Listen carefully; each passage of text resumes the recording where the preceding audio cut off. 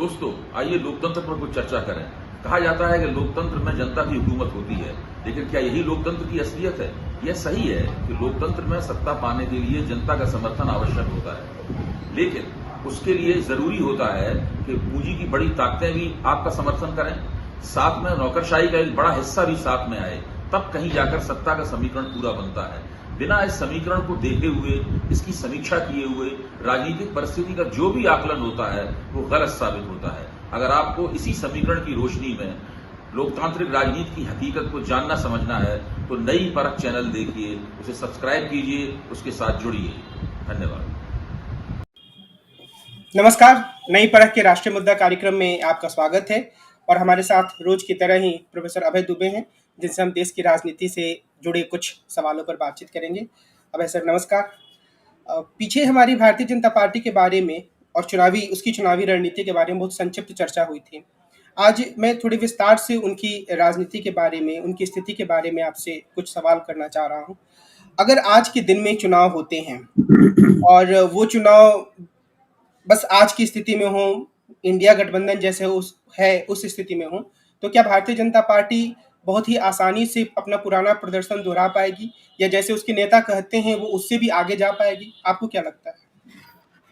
देखिए, 2014 और 2019 के मुकाबले आज की राजनीतिक परिस्थिति में सबसे बड़ा फर्क यह है कि 28 पार्टियों ने अपना एक गठजोड़ बना लिया है, जो पूरे देश में विभिन्न जगहों पर भारतीय जनता पार्टी को चुनौती दे रहे हैं। वो गठजोड़ ऐसी जगहों पर है जहां भारतीय जनता पार्टी ताकतवर रूप से उपस्थित नहीं है, जैसे कि दक्षिण भारत।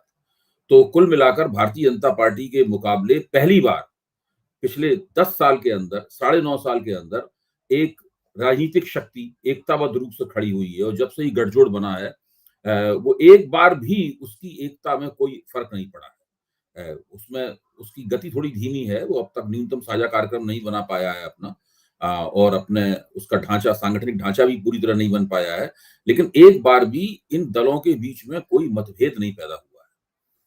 अब चूंकि आप इस मौके पे बात कर रहे हैं कि अभी 1 या 2 दिन पहले ही उत्तर प्रदेश में समाजवादी पार्टी के नेता अखिलेश यादव और बिहार में राष्ट्रीय जनता दल के नेता तेजस्वी यादव, इन दोनों ने ये कहा है कि किसी को सीटें देने वेने के मामले में उन्हें कोई दिक्कत नहीं है। लड़ाई बहुत बड़ी है और बहुत दूरगामी है, इसलिए ये सीटें देने वाला मामला उसके मुकाबले छोटा है।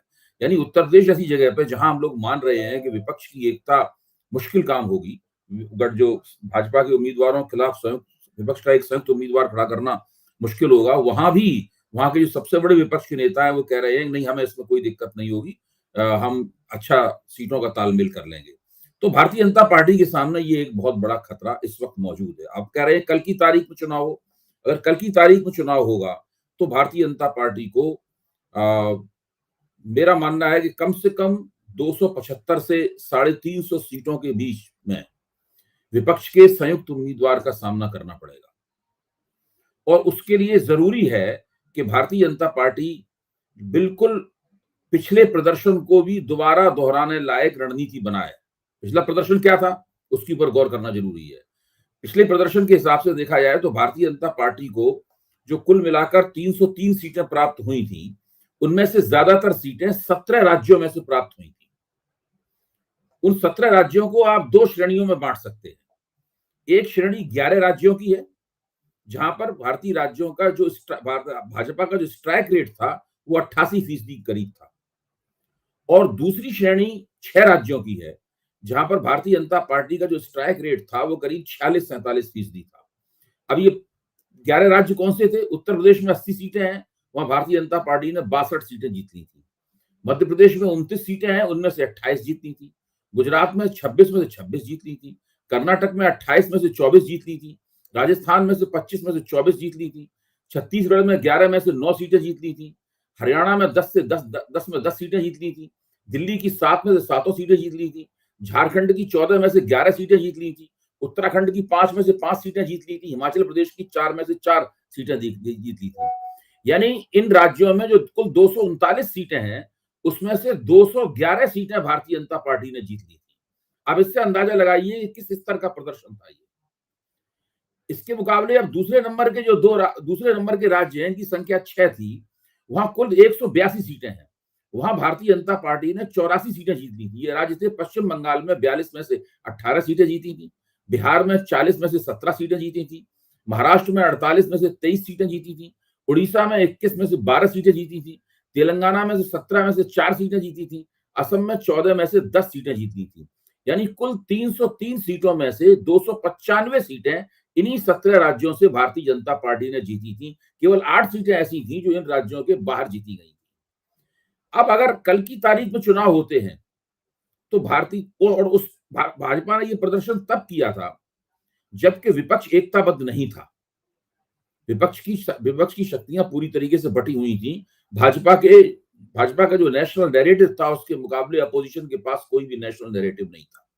नंबर एक बात।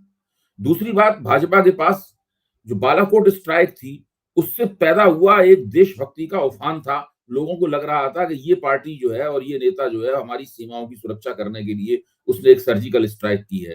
तो और भाजपा ने उस तरह का प्रचार भी किया था कि हमने घुस के मारा। उसका भी भाजपा को विशेष रूप से एक अतिरिक्त लाभ हुआ था, एक बेशी लाभ हुआ था। कल की स्थिति में न तो बालाकोट स्ट्राइक का लाभ भाजपा को मिलेगा, न विपक्ष के बंटवारे का लाभ भाजपा को मिलेगा। और भाजपा को 303 सीटों में 295 सीटें इन 17 राज्यों से जीतनी होंगी। अब आप सोचिए इस बात को, क्या भाजपा इस काम को दोबारा कर पाएगी? आप पहले जो 239 में से 239 सीटों के जो 11 राज्य हैं उनको पहले छोड़ दीजिए जरा से। अब आप आइए उन 182 सीटों वाले 6 राज्यों पे जहां भाजपा ने 84 सीटें जीती थी। इनमें बंगाल में उनका मुकाबला तृणमूल कांग्रेस से है, बिहार में उनका मुकाबला एक काफी सशक्त सामाजिक राजनीतिक गठजोड़ से है, महाराष्ट्र में भी भाजपा का मुकाबला महाविकास अघाड़ी से है जो काफी मजबूत स्थिति में है, उड़ीसा में उनका मुकाबला बीजू जनता दल से है, तेलंगाना में भाजपा का मुकाबला भारत राष्ट्र समिति से है। अच्छा, अब मैं ये मानता हूं कि भाजपा ने पिछली बार इन राज्यों में जो प्रदर्शन किया था, इस बार शर्तिया भाजपा उस प्रदर्शन को नहीं दोहरा सकती है जब तक कि कोई विशेष घटना न घटित हो जाए।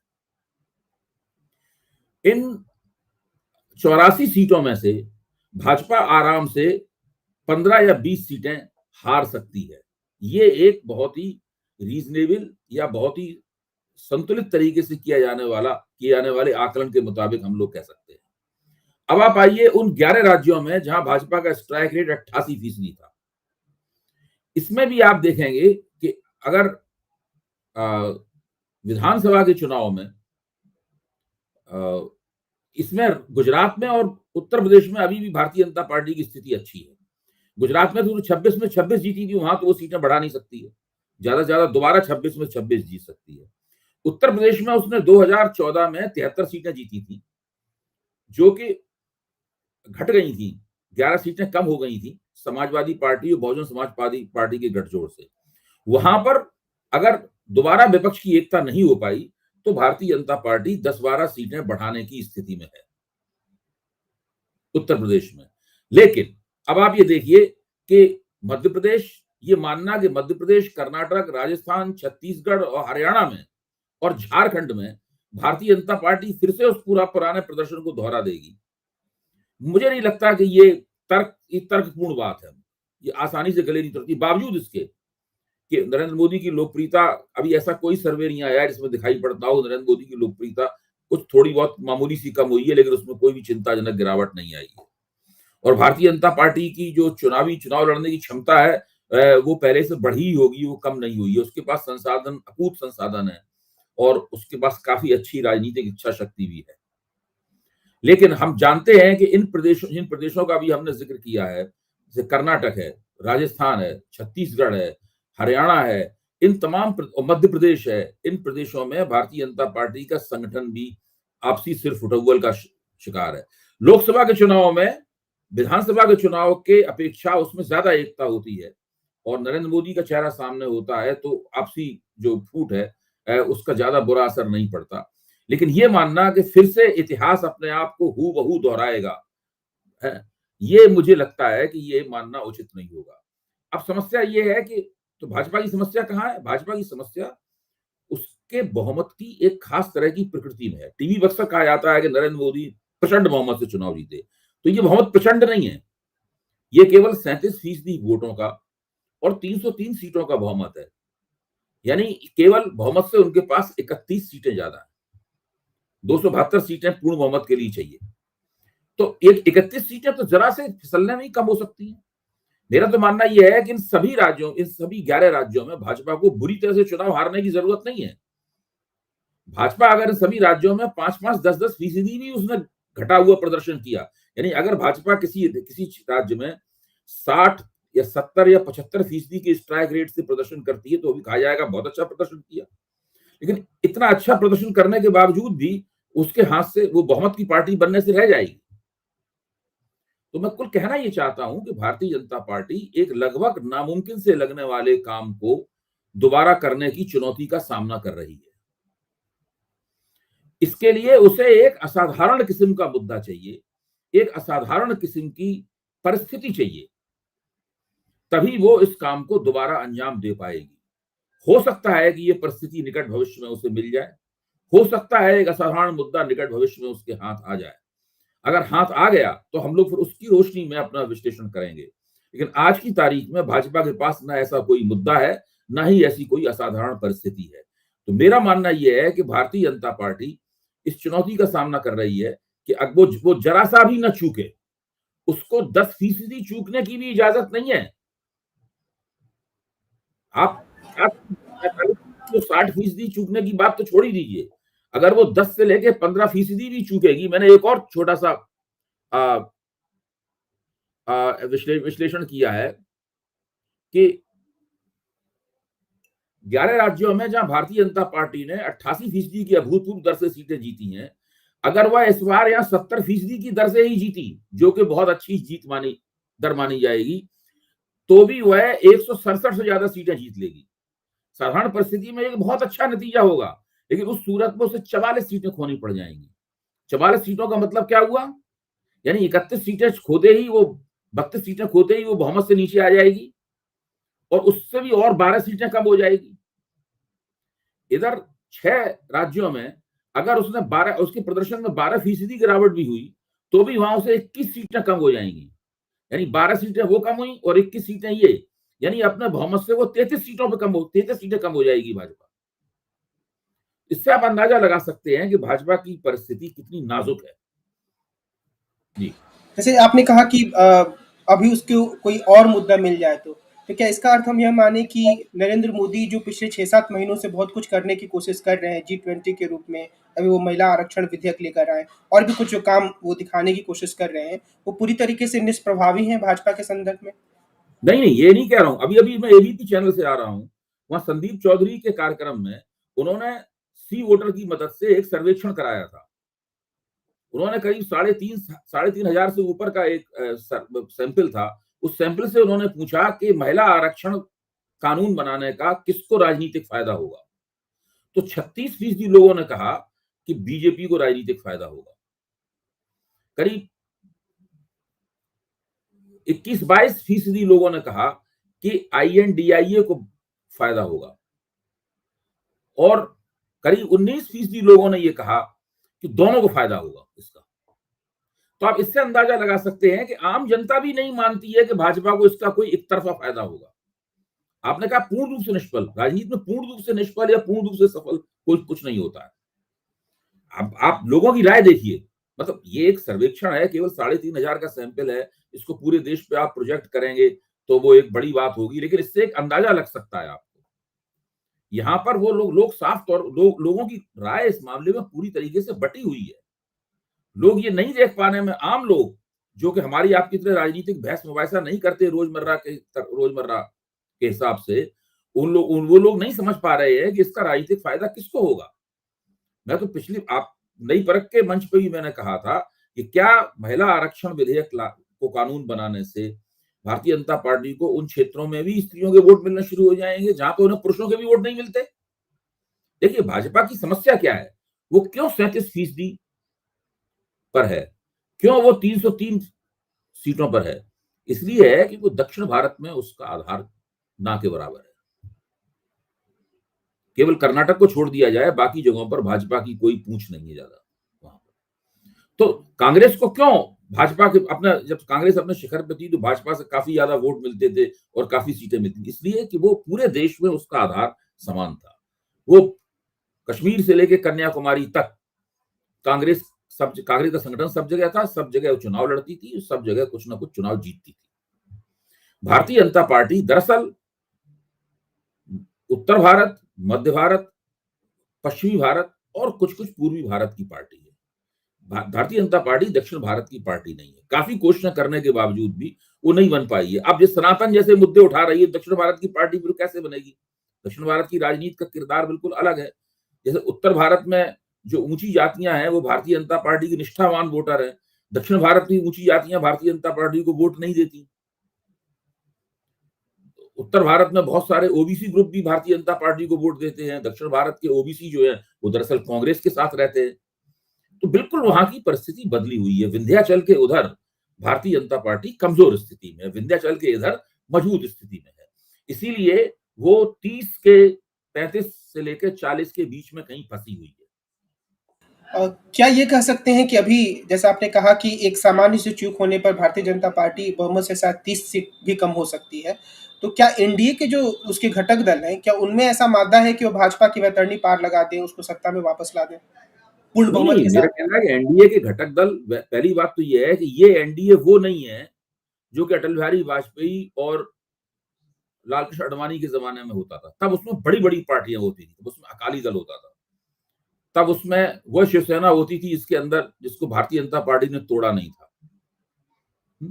उसके पास नीतीश कुमार की पार्टी होती थी। तो बड़ी बड़ी पार्टियां, मजबूत पार्टियां भारतीय राष्ट्रीय जनतांत्रिक गठजोड़ के साथ थी। आज एनडीए में ये कोई पार्टियां नहीं है।